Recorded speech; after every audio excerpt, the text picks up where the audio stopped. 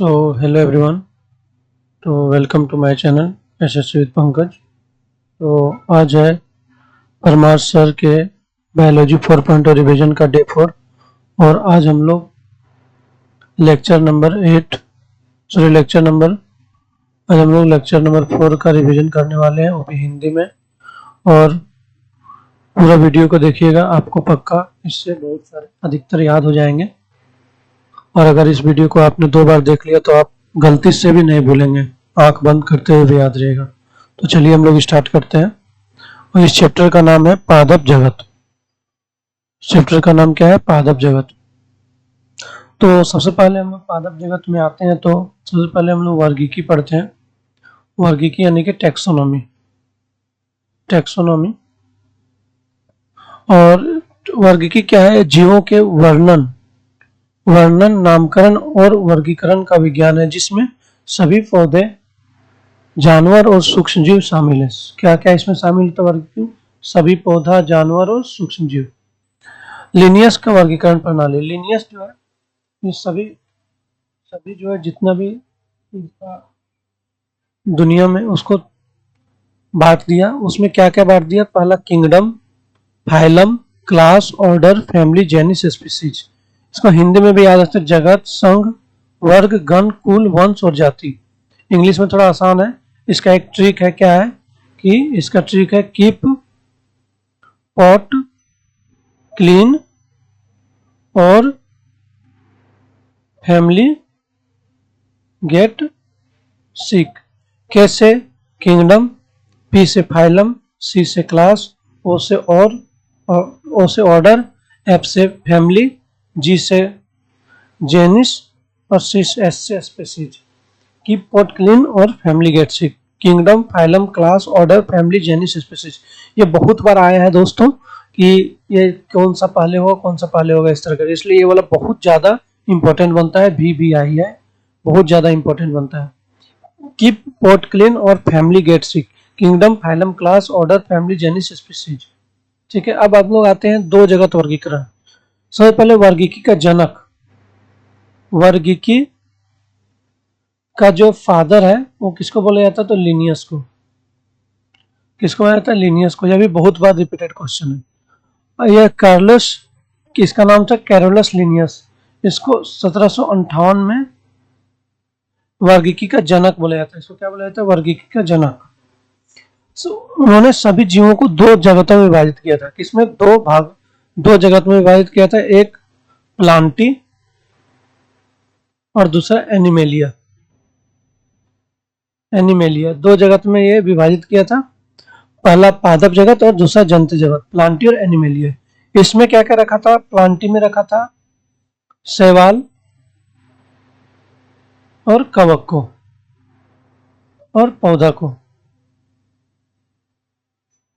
और एनिमेलिया में सभी प्रकार के जंतुओं को रखा था, जानवरों को। और कैरलस लिनियस ने अपना एक पुस्तक भी बनाया था 1735 ईस्वी में। इसका नाम था क्या? System nature. ये भी बहुत बार क्वेश्चन पूछा गया। कार्लोस लिनियर जो है ये क्या बनाया था? सिस्टम नेचर करके एक पुस्तक इसका आया था। इसी में ये जो है वर्गीकरण के बारे में बताया था, जिसमें उन्होंने पहली बार व्यवस्थित रूप से जीवों का वर्णन और वर्गीकरण किया और वर्गीकरण का अवधारणा पेश की। किसमें? तो सिस्टम नेचर। क्या पुस्तक का नाम है? System nature. किसका है? तो लिनियस का। उन्हें आधुनिक वनस्पति विज्ञान का पिता बोला जाता है। क्या बोला जाता है? आधुनिक वनस्पति विज्ञान का पिता किसको बोला जाता है? तो लिनियस को। लिनियस को आधुनिक वर्गीकरण का पिता बोला जाता है। इसने द्विपद नामकरण पद्धति को द्विपद नामकरण पद्धति का जनक भी लिनियस है। अब सोच रहे होंगे द्विपद नामकरण पद्धति क्या है? जैसे मनुष्य का नाम होता है ना, होमोसेपियंस। मनुष्य को बोलते हैं ना होमोसेपियंस। होमोसेपियंस इसका ऐसे होता है, ये होता है होमो में एच जो है ये पहले कैपिटल होगा, सेपियंस में एस स्मॉल होगा, दोनों में अंडरलाइन अलग अलग होगा। लिनियस ही एक खोज किया था होमोसेपियंस, द्विपद नामकरण पद्धति का।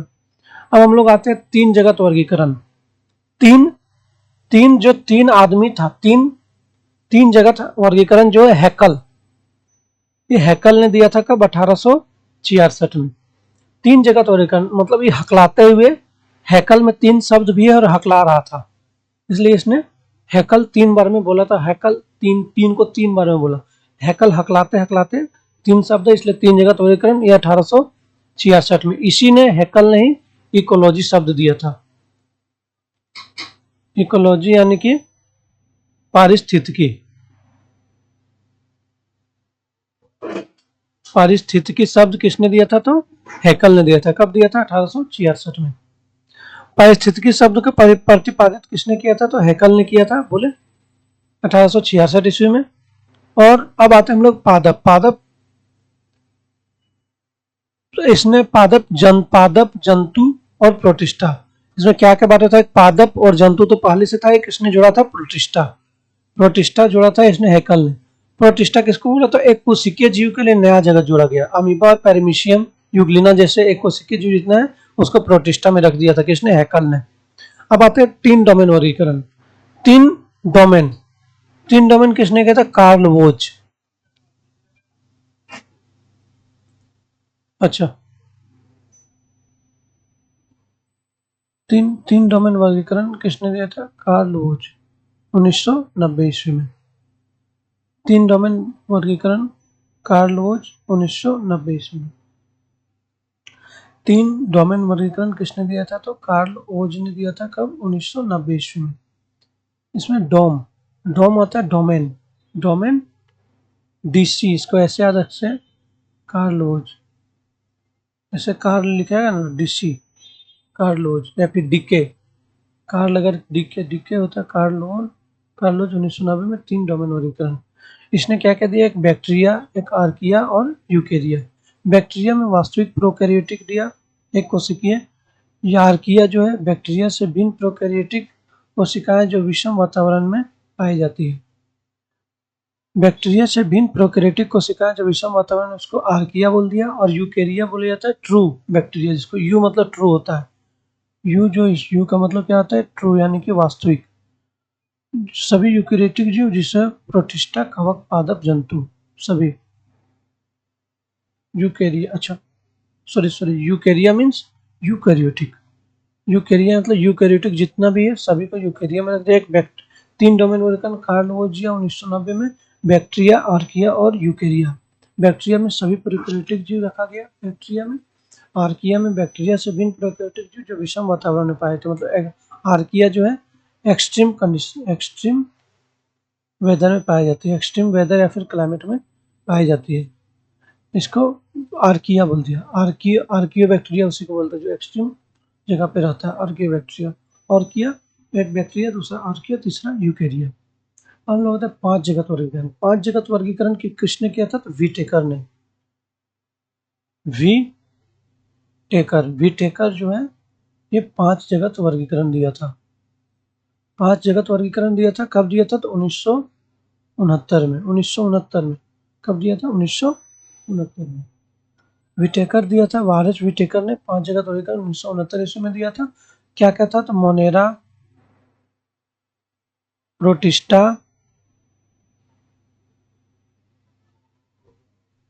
कवक, पादप और जंतु। मोनेरा, प्रोटिस्टा तो वही था, कवक एगो एक्स्ट्रा, पादप जंतु भी वही था, कवक और मोनेरा एक्स्ट्रा जोड़ दिया विटेकर ने। मोनेरा, प्रोटिस्टा, कवक, पादप और जंतु। 5 जगत वर्गीकरण में जो मोनेरा है सबसे आसान होता है, सबसे सरल होता है मोनेरा। फिर प्रोटिस्टा उससे थोड़ा सा हार्ड, उससे थोड़ा सा जटिल होता है कवक, उससे थोड़ा सा पादप और सबसे अधिक जटिल होता है जंतु। मोनेरा। अब आते हैं हम लोग अब देखते हैं हम लोग थोड़ा सा पोषण। पोषण कितना प्रकार का होता है? 2 प्रकार का होता है। एक स्वपोषी जो सूर्य के प्रकाश के ऊपर अपना भोजन स्वयं बनाता है। विषम पोषी जो दूसरे का भोजन पर निर्भर होता है। विषम पोषी में दो प्रकार बांट दिया, एक मृतोपजीवी, दूसरा परजीवी। मृतोपजीवी में जो मृत चीज को खाता है, यानी कि सड़ी गली चीज को खाता है। परजीवी मतलब जो दूसरे पर जीवित रहते हैं, मेजबान जीवित पर जीवित रहते हैं। अब कोशिका का प्रकार। कोशिका को एक कोशिकीय होता है और दूसरा बहुकोशिकीय होता है।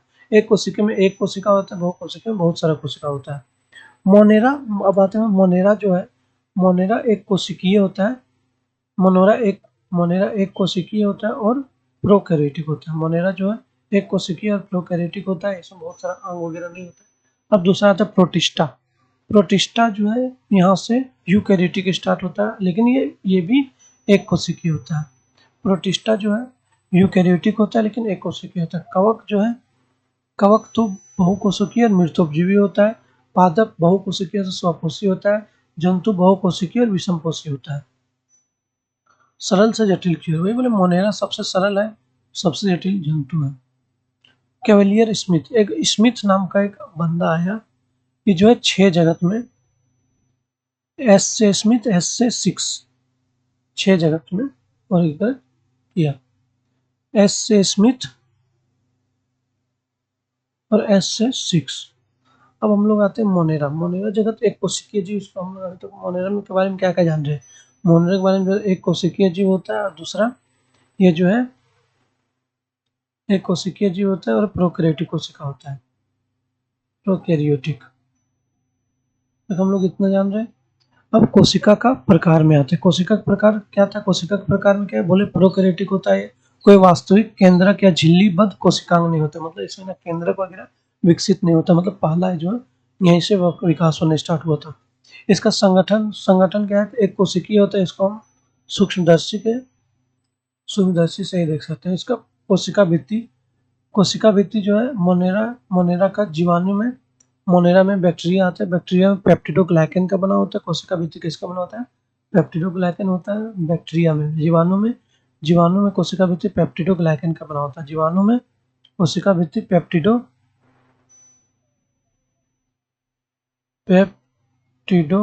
का बना होता है।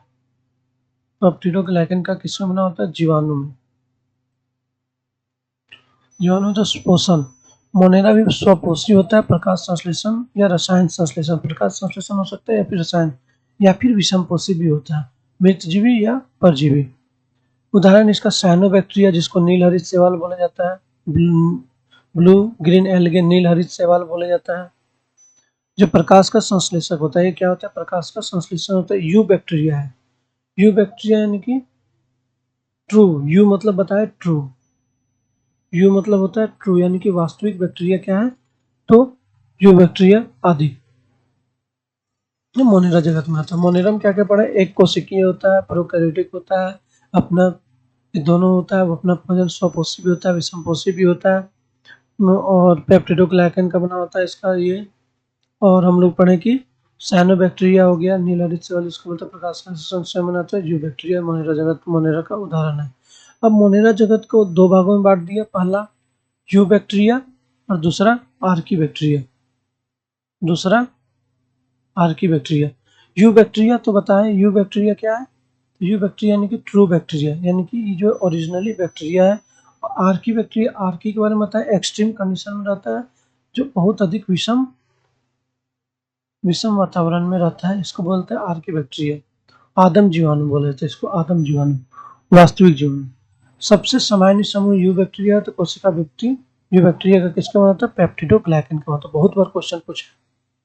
अत्यधिक विषम वातावरण में रहते, गर्म, झरना, खारे और दलदल में रहते हैं। कोशिका भित्ति में पेप्टिडोग्लाइकन का अभाव होता है।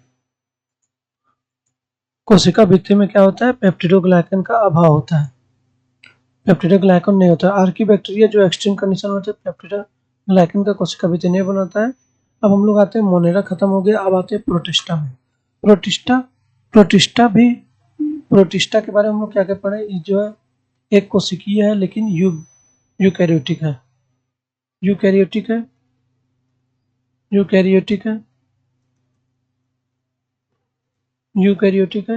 और क्या पढ़े थे हम लोग, इसमें कोशिका भित्ति जो है, आगे बढ़ते हैं। ठीक, कोशिका का प्रकार यूकैरियोटिक है, एक वास्तविक केंद्रक और कोशिकांग होते हैं। यूकैरियोटिक है, वास्तविक केंद्रक और कोशिकांग होते हैं। प्रोटिस्टा में एक कोशिकीय नहीं था क्या,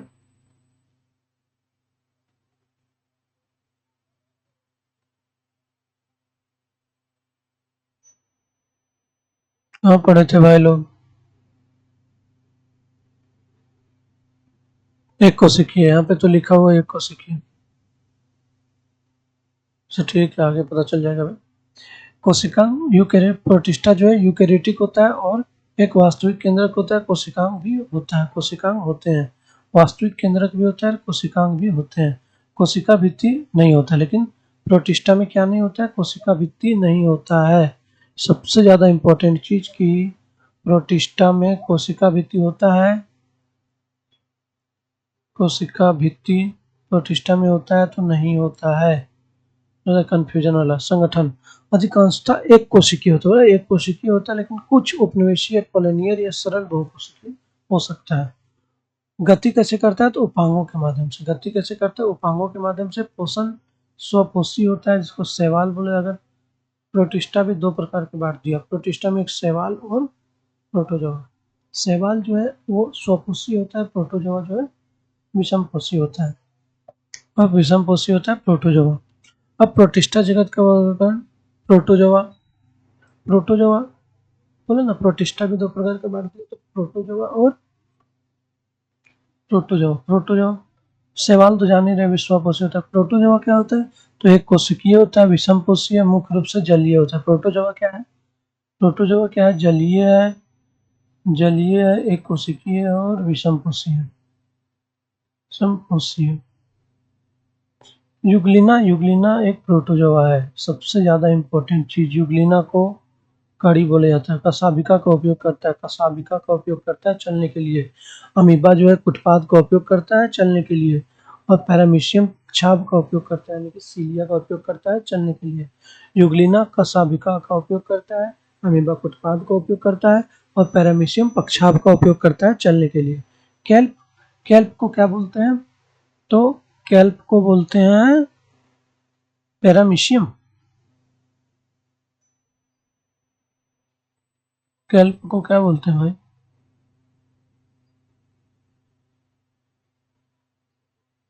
लेमिनेरिया। कैल्प को बोलते हैं लेमिनेरिया। कैल्प जिसको क्या बोलते हैं, लेमिनेरिया, लेमिनेरिया। कैल्प को क्या बोलते हैं, लेमिनेरिया। कैल्प, कैल्प किस में है, तो प्रोटिस्टा जगत के अंतर्गत वर्गीकृत किया गया। कैल्प को किसके अंतर्गत किया गया, प्रोटिस्टा जगत के अंतर्गत वर्गीकृत किया गया है। कैल्प को लेमिनेरिया, लेमिनेरिया बोलते हैं, जिसको प्रोटिस्टा जगत के अंतर्गत वर्गीकृत किया गया है। अब आते हैं कवक यानी कि शैवाल। शैवाल यानी कि कवक। कवक भी यूकेरियोटिक होता है, एक वास्तविक केंद्रक और झिल्ली बद्ध कोशिकांग होते हैं। संगठन प्रोटिस्टा, प्रोटिस्टा के बाद क्या था, मोनेरा हो गया, प्रोटिस्टा हो गया, अब कवक आता है। तीसरा, तीसरा जो है, तीसरा है क्या है, तीसरा है, तीसरा वर्गीकरण में ऐसे आता है कवक। तो कवक कोशिका यूकेरियोटिक होता है, एक वास्तविक केंद्रक और झिल्लीबद्ध, और झिल्लीबद्ध कोशिकांग होता है, फिर केंद्रक और झिल्लीबद्ध कोशिकांग होता है। अधिकांशतः बहुकोशिकीय होता है, लेकिन कुछ एक कोशिकीय भी होता है। इष्ट, इष्ट एक कवक है। इष्ट क्या है, इष्ट एक कवक है, लेकिन ये जो है एक कोशिकीय भी है, एक कोशिकीय भी है। इष्ट एक कवक है, लेकिन एक कोशिकीय भी है। कोशिका भित्ति उपस्थित कवक का कोशिका भित्ति किससे बना होता है, काइटिन से। कवक का कोशिका भित्ति काइटिन से बनी होती है, सेल्यूलोज से नहीं बनी होती है। कवक की कोशिका भित्ति काइटिन से बनी होती है। कवक की कोशिका भित्ति क से कवक, क से काइटिन। पोषण कैसा होता है, विषमपोषी होता है, आमतौर पर मृतक जीव होता है शर्तों के कारण, लेकिन कुछ परजीवी या सहजीवी भी होते हैं। सहजीवी संबंध में लाइकेन है, सहजीवी संबंध में क्या है, लाइकेन है। लाइकेन को नीलहरित शैवाल बोला जाता है। शैवाल और कवक के बीच का कड़ी है, जिसको लाइकेन बोला जाता है। इसी से लिटमस पत्र बनता है। कवक आश्रय, सुरक्षा और जल के पोषक तत्वों तक पहुंच प्रदान करता है। नील हरित शैवाल या हरे शैवाल प्रकाश संश्लेषण के माध्यम से कवक के लिए भोजन बनाते हैं।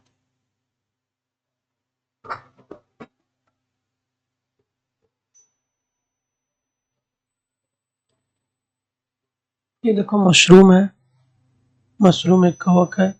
ये जो ब्रेड मोल्ड, जो ब्रेड मोल्ड बोला जाता है, जो भी एक कवक है, जहरीला होता है।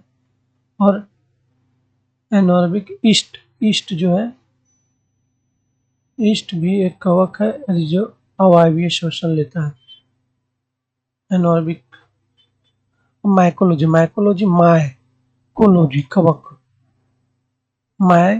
माइकोलॉजी, मायका गया, मायका, इस तरह से मायका गया, माइको, और फाइकोलॉजी,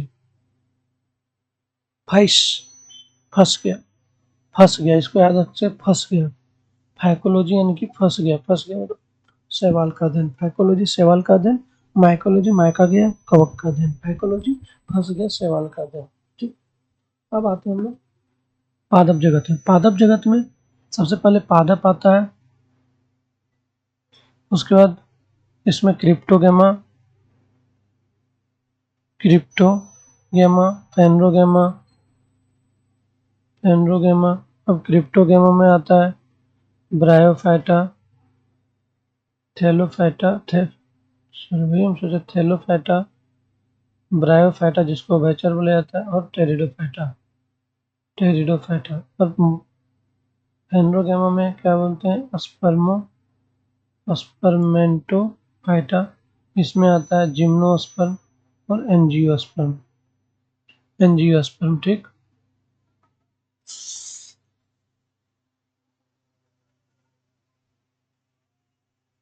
जिम्नोस्पर्म और एंजियोस्पर्म। थैलोफाइटा और ब्रायोफाइटा जो है, थैलोफाइटा और ब्रायोफाइटा मुख्य रूप से पादप शरीर में अगुणित या युग्म कोद्भिद होता है, अगुणित या युग्म कोद्भिद होता है। थैलोफाइटा ब्रायोफाइटा मतलब इसमें ये नहीं होता है, क्या बोलते हैं, मतलब स्पेशल डिवाइड नहीं होता है, युग्म युग्म कोद्भिद होता है। और आवृत बीजी या अनावृत बीजी में मुख्य पादप से द्विगुणित होता है, बीजाणु भिद होता है, मतलब बीजाणु होता है उसमें, और ये जो है मतलब डिवाइड होता है आवृत बीजी और अनावृत बीजी में। आवृत बीजी और अनावृत बीजी, थैलोफाइटा शैवाल हो गया। अब आते हैं हम लोग अपुष्पोद्भिद यानी क्रिप्टोगेमा। क्रिप्टो मतलब क्रिप्टो रखता है मतलब छिपा के रखता है, अपुष्पोद्भिद। और फेनरोगेमा फैला के रखता है मतलब पुष्पोद्भिद, फूल फैला हुआ रहता है ना, पुष्पोद्भिद। इसमें जो है क्रिप्टोगेमा या फिर अपुष्पोद्भिद में बीज, फल और फूल अनुपस्थित होता है। पुष्पोद्भिद मतलब पुष्प है तो बीज होगा, फल और फूल होगा। और अपुष्पोद क्रिप्टोगेमा में क्या होता है, क्रिप्ट है मतलब सब कुछ छिपा हुआ है, यानी कि इसका जनन अंग भी छिपा हुआ रहेगा। पुष्पोद्भिद मतलब फेनरोगेमा में जनन अंग स्पष्ट रहेगा। अपुष्पोद्भिद अगर इसमें बीज फल वगैरह भी नहीं है, जनन अंग भी नहीं है, मतलब कम विकसित है। पुष्पोद्भिद में सब कुछ है मतलब उच्च विकसित है। इसमें पुष्पोद्भिद में क्या क्या है, थैलोफाइटा, पैराफाइटा, टेरिडोफाइटा। आवृत बीजी और अनावृत बीजी, मतलब आवृत बीजी और अनावृत बीजी, इसमें क्या था, जिम्नोस्पर्म, एंजियोस्पर्म। जिम जाता है जो, जिम जाता है तो कौन सी, ठीक है, आधा होता है। अब आते हैं हम लोग पादप जगत। पादप जगत कोशिका कैसे होता है, पादप का यूकैरियोटिक होता है मतलब बहुकोशिकीय होता है, वास्तविक केंद्रक और झिल्ली बद्ध कोशिका में होता है, मतलब केंद्रक भी होता है और झिल्ली भी होता है। ये बहुकोशिकीय में आता है। कोशिका भित्ति सेलुलोज से बनी होती है, पादप का कोशिका भित्ति सेलुलोज से बनी होती है, कवक का काइटिन से बनी होती है, और बैक्टीरिया का पेप्टिडोग्लाइकन का बना होता है, और सहायता प्रदान करती है। ये जो है पोषण में स्वपोषीय क्लोरोफिल का उपयोग करके प्रकाश संश्लेषण के माध्यम से अपना भोजन स्वयं बनाती है। वर्गीकरण, कोई भी चीज का जो वर्गीकरण होता है वो पादप का जो वर्गीकरण का आधार क्या था, तो पादप शरीर में विभेदन और विशिष्ट घटक क्या क्या था, संवहनी ऊतक की उपस्थिति था या नहीं, जाइलम की उपस्थिति था कि नहीं था, इस चीज देखा। उसमें बीज, वो बीज आता है उसमें या नहीं आता है, बीज फल के भीतर बंद होता है या फिर बीज खुला रहता है, फूल उत्पन्न कर पाता है कि नहीं कर पाता, ये सब को देखते हुए वर्गीकरण किया गया पादप को। अब पादप जगत में शैवाल सबसे पहले आता है, थैलोफाइटा। थैलोफाइटा मतलब थैली जैसा है, फैला हुआ। शैवाल, शैवाल यूकैरियोटिक होता है, यूकैरियोटिक होता है। शैवाल क्या है, यूकैरियोटिक होता है, प्रोकैरियोटिक नहीं। शैवाल एक यूकैरियोटिक है। शैवाल का अध्ययन क्या बोलता है, फाइकोलॉजी, फाइकोलॉजी फंस गया मतलब शैवाल का अध्ययन फाइकोलॉजी। संरचना इसमें थैला में, थैला में कुछ दिखेगा क्या है क्या नहीं है, कौन सा अंग कहाँ है, नहीं दिखता। मतलब सरल शरीर के अंग जैसे जड़ तना अच्छी तरह से विभेदित नहीं होते, हम बोले ना थैलस होता है मतलब फैला हुआ रहता है, थैला में फैला हुआ रहता है, कुछ नहीं दिखता है क्या क्या कहाँ रखा हुआ। थाली, थैला नहीं थाली, थाली इसको थाली से याद रखो, तो एसोसिएट करो। थाली में सब कुछ फैला हुआ है तो कुछ नहीं दिख रहा है। शरीर गैर संवहनी होता है, यानी जाइलम फ्लोएम नहीं होता है। जल और पोषक तत्व परिवहन के लिए कोई विशेष ऊतक नहीं होता है। इसमें किसमें, थैलोफाइटा का बात बोल रहे हैं हम लोग। और यह आवास थैलोफाइटा कहाँ रहता है, जलीय में, अधिकतर जल में होता है, जहाँ तक ताजे पानी और समुद्री वातावरण में रहते हैं। गति कर पाएगा, नहीं गति कर पाएगा, क्योंकि इसमें कोई अंग ही नहीं है, तो गति कैसे करेगा। वह क्या है, तो स्वपोषी है, प्रकाश संश्लेषण है, क्लोरोफिल युक्त होता है। क्या, तो थैलोफाइटा क्लोरोफिल युक्त होता है। उदाहरण के लिए क्लोरोफैसी, क्लोरोफैसी हरे शैवाल, ये बहुत ज्यादा इंपॉर्टेंट है। क्लोरोफैसी, फियोफैसी, रोडोफैसी। क्लोरोफैसी हरे शैवाल, फियोफैसी भूरे शैवाल और रेडोफैसी लाल शैवाल। ये मेंस में बहुत बार क्वेश्चन पूछा है, सीजीएल मेंस। क्लोरोफैसी में क्या होता है, तो एक प्रोटीन होता है, इसका नाम होता है क्लोरेला, क्लोरेला होता है। और इसका उदाहरण है, क्या है, क्लोरोफैसी का यूवी, एक इसमें बताता है SUBCC। क्लोरोफैसी का क्या था, SUBCC मतलब अस्पैरो, क्लोरोफैसी का ही था ना, हाँ। SUBCC मतलब अस्पैरुलिना यूसे यूलोथ्रिक्स, SUB से वॉल्वॉक्स करके था, SUBC सी से था उल्कारा, और एक और सी से था, SUBC से। अस्पैरुलिना सुपरफूड जिसको बोलते हैं, सुपरफूड किसको बोलते हैं, अस्पैरुलिना को होता है। अस्पायरोगायरा, अस्पैरोगिलोथ्रिक्स, उल्वा और कुबरा। फियोफैसी जिसको भूरा शैवाल बोलते हैं, इसमें क्या क्या होता है, सरगासस होता है, लेमिनेरिया होता है, जिसको कैल्प बोलते हैं। लेमिनेरिया क्या बोलते हैं, कैल्प बोलते हैं। एक्टोकार्पस होता है। फियोफैसी या फिर भूरे शैवाल में क्या क्या होता है, क्लोरोफैसी में होता है, क्लोरेला होता है। इसका उदाहरण इंपॉर्टेंट है, स्पायरुलिना जिसको सुपरफूड में होता है, स्पायरोगायरा, स्पायरोगायरा,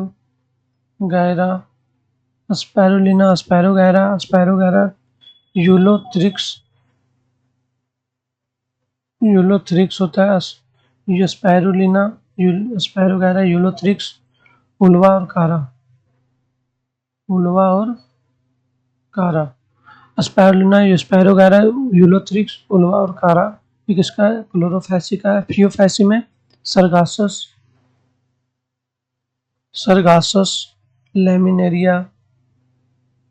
लेमिनेरिया जिसको क्या बोलते हैं, तो केल्प भी बोलते हैं, लेमिनेरिया को केल्प भी बोलते हैं। और एक्टोकार्पस। रोडोफैसी में जेलिडियम लाल, लीडियम लीड लाल, पोरफायरा ग्रेसिलरिया पॉलिसिफोनिया। हरे शैवाल अपना भोजन कैसे रखते हैं, तो स्टार्च के रूप में। हरे शैवाल किसमें रखते हैं, तो स्टार्च के रूप में। भूरे शैवाल अपना मैनिटोल में रखते हैं। मैनिटोल क्या है, तो मैनिटोल एक ये दारू है, दारू को नाम है ना मैनिटोल, आगे लिखा हुआ कहीं। भूरे शैवाल जो है मैनिटोल, अपना भोजन, भूरा शैवाल मतलब मैनिटोल, भूरा है वो। मैन लोग कैसा होता है, तो हल्का सा होता है, सब भूरा बोल सकते हैं। मैनिटोल के रूप में रखता है भूरा। लेमिनेरिया में रखता है। तो भूरे शैवाल अपना भोजन जो है मैनिटोल या फिर लेमिनेरियन के रूप में संचित रखता है। लाल शैवाल अपना भोजन फ्लोरिडियन रेडियन फ्लोरेडियन लाल शैवाल फ्लोरेडियन के रूप में, स्टार्च के रूप में रखता है। हरा शैवाल अपना भोजन कैसे रखता है, स्टार्च के रूप में रखता है। भूरा शैवाल अपना भोजन कैसे रखता है, तो मैनिटोल लेमिनेरियन के इसमें रखता है। और लाल शैवाल अपना फ्लोरिडियन। हरे शैवाल स्टार्च, भूरे शैवाल मैनिटोल और लाल शैवाल फ्लोरिडियन स्टार्च के रूप में रखते हैं। इसका उदाहरण क्लोरोफाइसी में था spirulina SUBCC, spirulina Ulothrix SUB से था, वॉल्वॉक्स SUBC से, कारा और एक और था। और फियोफैसी में सरगासम लेमिनेरिया जिसको केल्प बोला जाता है, ये भी शैवाल में आता है, थैलोफाइटा में आता है। और लेमिनेरिया केल्प, एक्टोकार्पस भी फियोफैसी में। Gelidium, Porifera, Gracilaria, Polysiphonia. हरे शैवाल अपना भोजन स्टार्च के रूप में रखते हैं। भूरे शैवाल मैनिटोल के रूप में, लेमिनेरियन के रूप में कौन रखते हैं, लेमिनेरियन कह रहा हूँ, भूरे शैवाल, लाल शैवाल, रेडियन, फ्लोरिडियन कह रहा हूँ। अगर जेलिडियम और ग्रेसिलेरिया, अगर जेलिडियम और ग्रेसिलेरिया जैसे लाल शैवाल से प्राप्त किया जाता है, अगर जेलिडियम और ग्रेसिलेरिया से लाल शैवाल से प्राप्त किया जाता है तो एक हाइड्रोक्लोराइड है। क्या है? हाइड्रोक्लोराइड है, इसका उपयोग जेली बनाने में किया जाता है। अगर जेल जो है जेलिडियम और ग्रेसिलेरिया से प्राप्त किया जाता है तो एक कोलाइडिक हाइड्रोक्लोराइड है। क्या है? हाइड्रोक्लोराइड है। क्या है? हाइड्रोक्लोराइड है। एल्गिन जेलिडियम और ग्रेसिलेरिया से जेल शैवाल से प्राप्त किया जाता है। क्या है? अगर क्या है पता नहीं। एल्गिन एक होता है, एल्गिन जो है भूरे शैवाल से प्राप्त किया जाता है। अलग गया है, पूरा होके एकदम अलग गया, बोला बहुत भूरा है, बहुत गोरा है, अलग गया है। एल्गिन भूरा होके अलग गया। एल्गिन हाइड्रोक्लोराइड जो भूरे शैवाल से होता है, और कैरजिनन लाल शैवाल से होता है। कैरजिनन कैरोटीन से याद है, कैरजिनन लाल शैवाल से प्राप्त है। इसका उपयोग जेली और जैसे खाद्य पदार्थों हाइड्रोक्लोराइड जेलिंग एजेंट के रूप में किया जाता है। अगर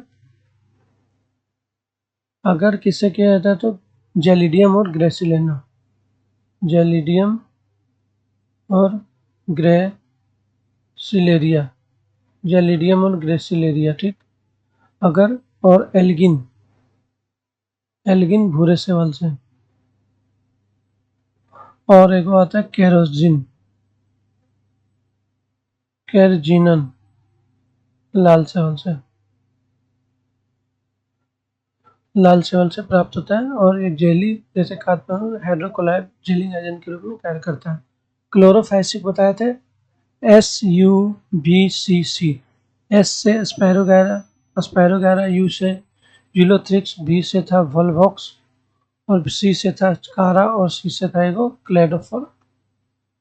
और थियोफैसिका भूरे शैवाल का SELF, एस से था सरगासम, ई से था एक्टोकार्पस, एल से था लिमिनेरिया, और एफ से था फ्यूकस।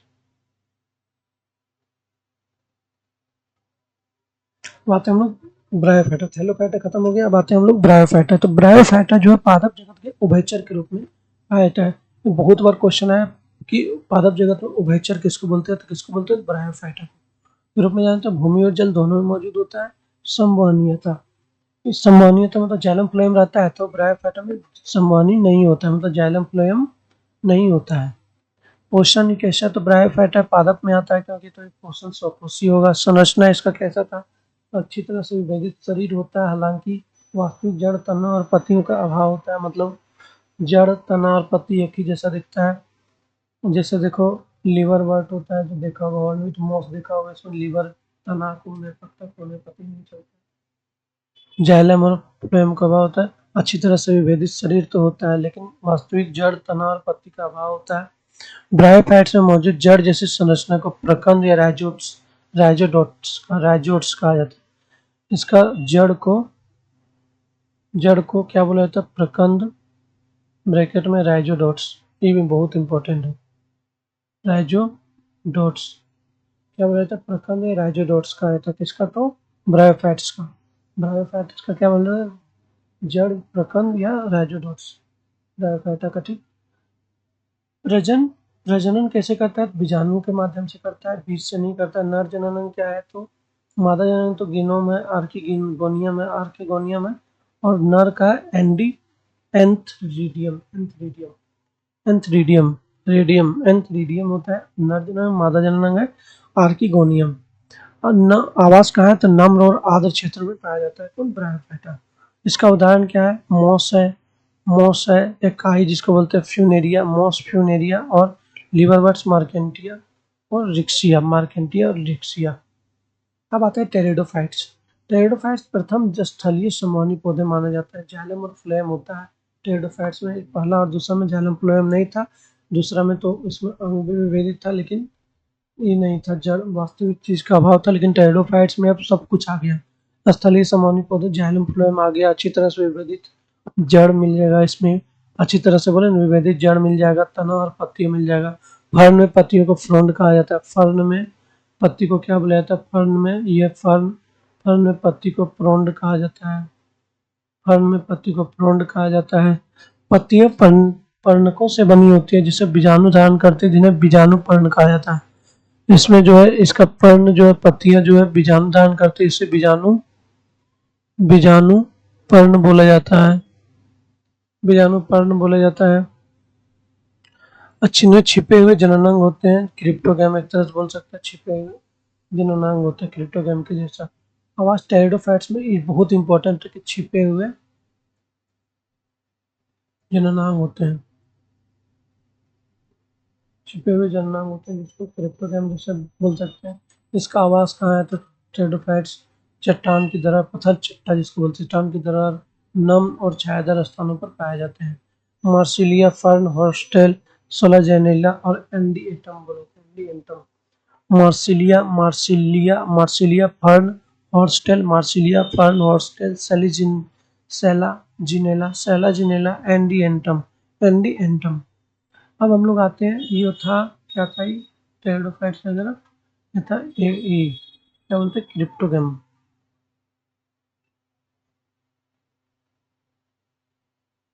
ये था क्रिप्टोगैमा, बोले क्रिप्टोगैमा था।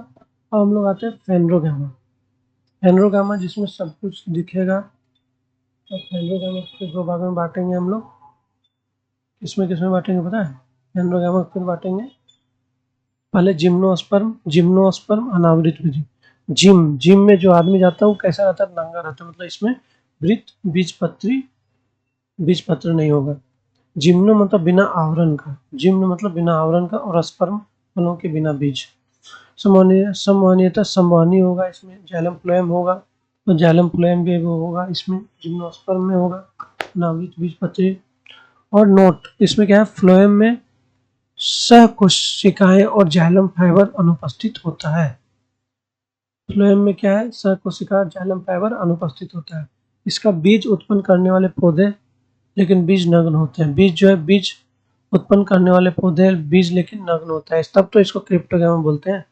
सब बंद होता है, आमतौर पर बारहमासी होता है, सदाबहार, अधिकतर काष्ठीय पदार्थ, उदाहरण इसका पाइन्स, देवदार, साइकस। अब आते हैं एंजियोस्पर्म, एंजियोस्पर्म आवृत बीज पत्री, मतलब इसका बीज जो है वो आवृत किया हुआ मतलब ढका हुआ रहेगा।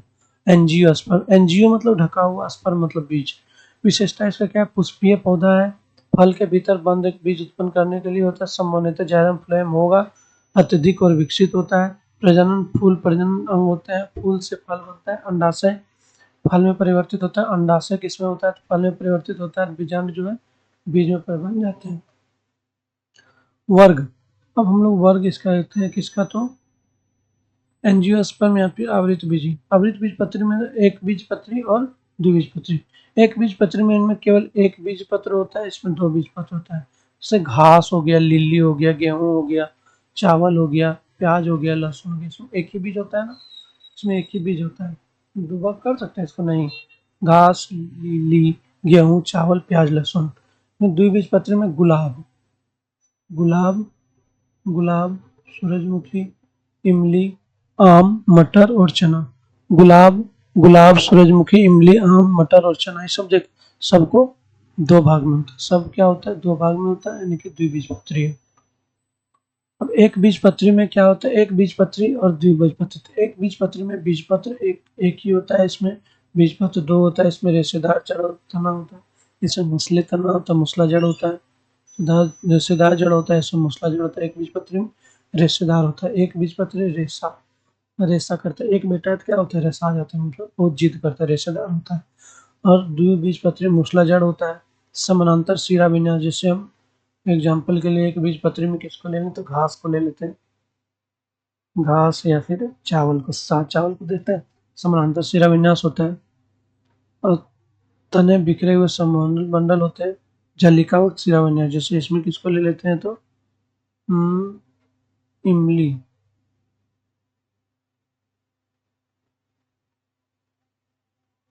जालिका युक्त शिरा विन्यास होता है, उसमें जाली होता है, देखो हाँ ठीक। तो देखो आम वगैरह का पेड़ देखेंगे तो उसमें जाली होता है, तने से बिखरे सम्मोहन मंडल होता है, सम्मोहन मंडल एक छल्ले में होता है। फूल का तीन भाग, एक बीजपत्री में फूल तीन भाग और द्विबीजपत्री में फूल चार भाग। एक बीजपत्री में फूल तीन भाग और द्विबीजपत्री में फूल चार भाग, ठीक। अब आते हैं पुंकेसर, अब आते हैं फूल के बारे में। फूल में पुष्प वृंत होता है जो बाहरी सबसे होता है, जो डंठल जिसको बोलते हैं, इसमें विभ्रिंत होता है। इसमें ये जो है ये जो है जो हल्का सा निकला होता है इसको बाह्य दलपुंज बोलते हैं। और ये बाह्य दल जिसमें भी निकला होता है फल में निकला हुआ बाह्य दलपुंज हो गया। ये बीजांड हो गया, इसमें बीजांड यही जो है बीज बनता है, बीजांड। और ये चीज जो है ये क्या है, बाह्य दलपुंज हो गया। ये होता है वर्तिका, यानी कि जो जो लंबा रहता है वर्तिका होता है सबसे लास्ट में, जहाँ से ये होता है वर्तिकाग्र होता है। पुंकेसर इसको बोलते हैं, ये पुंकेसर पुरुष वाला है, पंखुड़ी जान भी करते हैं, वर्तिकाग्र फल बीज। ठीक, अब आते हैं हम लोग बीज अंकुरन। बीज अंकुरन में सबसे पहले हम लोग अधो बीज पत्र को रखते हैं, बीज पत्र को रखते हैं। ये मूलांकुर होता है, हल्का सा मूल निकलता है, उसके बाद फिर बीज आवरण होता है, मतलब बीज जो है बीज का आवरण हटता है, बीज आवरण होता है। फिर धीरे धीरे अधो बीज ये है, फिर जड़ बनता है धीरे धीरे, अधो बीज पत्र प्रथम पत्ती जड़, अधो बीज पत्र प्रथम पत्ती अधि बीज पत्र। ठीक है। पादप विकास का क्रम, पादप विकास सबसे पहले कैसे हुआ था, सबसे पहले थैलोफाइटा बना सबसे सरल, फिर ब्रायोफाइटा भूमि पर अनुकूलन यहाँ स्टार्ट हुआ, इसको उभयचर बोला जाता है। टेरिडोफाइटा यहाँ पर सबसे पहले संवहनी पद्धति जालम फ्लेम आया, लेकिन कम आया। एंजियोस्पर्म आता है, उसका नंगा वाला जो जिसमें ये तीन तीन होता है इसमें। और ये क्या बोलते हैं, इसमें जो है इसमें ढका हुआ नहीं होता है, जिम्नोस्पर्म, उसके बाद जिम्नोस्पर्म ढका हुआ नहीं होता है, एंजियोस्पर्म ढका हुआ होता है। शैवाल में कोशिका भित्ति मुख्य रूप से सेलुलोज की बाहरी परत, शैवाल में मुख्य सेलुलोज की बाहरी परत और पेक्टिन की आंतरिक परत से बने। शैवाल में कोशिका भित्ति सेलुलोज और पेक्टिन से बनी होती है। तो इस प्रकार ये हुआ लेक्चर 4 खत्म। अगर आपको वीडियो पसंद आया तो लाइक कर दें और शेयर जरूर करें। Thank you.